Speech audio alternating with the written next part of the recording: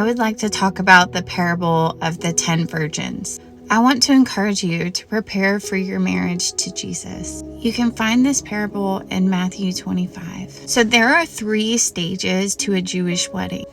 Number 1 is engagement. This is a formal agreement between the bridegroom and the father. Number 2 is a wedding ceremony. This is the promise to vow yourself to him. And number 3 is marriage, and this typically happens a year later. So this parable reminds me of the story of Esther. The groom and king wanted a faithful bride, one who could reflect him respectfully. These women were asked to prepare themselves for an entire year. In that year, they would be taught integrity, his ways, and the ways of his kingdom. And when he came back, he chose the one in whom his heart loved. This also described Jesus Christ and us as his bride, preparing us for our bridegroom's return. So in this parable, the 2 stages have already taken place for us. We are engaged to Jesus, and we have now celebrated the vow and promise that we made to him.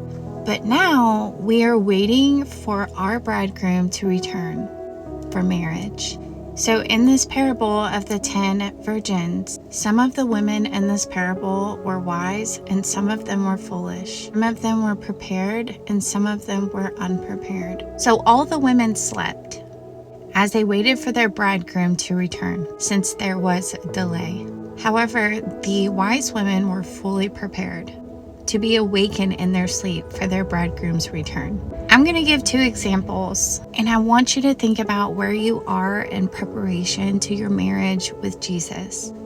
The wise woman was in prayer daily, his word daily. She embraced the Holy Spirit daily. She prepared herself every day for her eternal marriage to Jesus, and she was faithful to her relationship and her vow. She was intimate with God, and she was prepared to worship in spirit and in truth. When Jesus came back at any hour of the night, she is prepared. But then there's the foolish woman who is not prepared. This woman believes and desires a marriage with Jesus, but she does not pray. She is not in his word daily, does not learn integrity, his ways, or the ways of his kingdom. She believes, but she doesn't act by faith. She is not prepared for this marriage to Jesus. And a result of no preparation is humiliation. It reveals how little this marriage motivated her to prepare for her future with her spouse. As in the very first miracle with Jesus, he ran out of wine before the wedding ever even began, which is completely humiliating. They had these containers,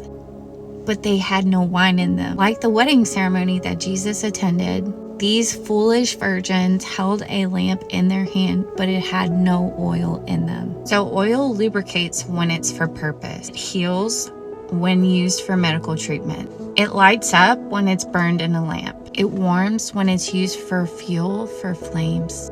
It invigorates when it's used to massage. It adorns when it's used for perfume. And it polishes when it's used to shine metal, just as the Holy Spirit. These wise women prepared for the difficult year ahead. They prepared for those rainy days, the hard seasons, the suffering that we sometimes endure because life is hard, the unexpected, for the temptation. But yet these women were still prepared, and this reveals their love and devotion to their king, whom they were excited about getting married to. But the penalty was severe for those foolish women. Their lack of preparation was humiliating. Imagine waiting a whole year to be connected to the one your heart loves. And they spent their entire year acting as if it wasn't even an important day of their life. They showed up empty-handed. And for them, the door was shut. Once it's shut, it won't open again. This marriage ended before it ever began. Just like before the wedding ceremony in the first miracle of Jesus, they were without wine before it ever began. We need to be ready. The price for not preparing ourselves for our marriage to Jesus is more than we can bear if the door is shut. Prepare yourself. Prepare for the marriage. Take it serious.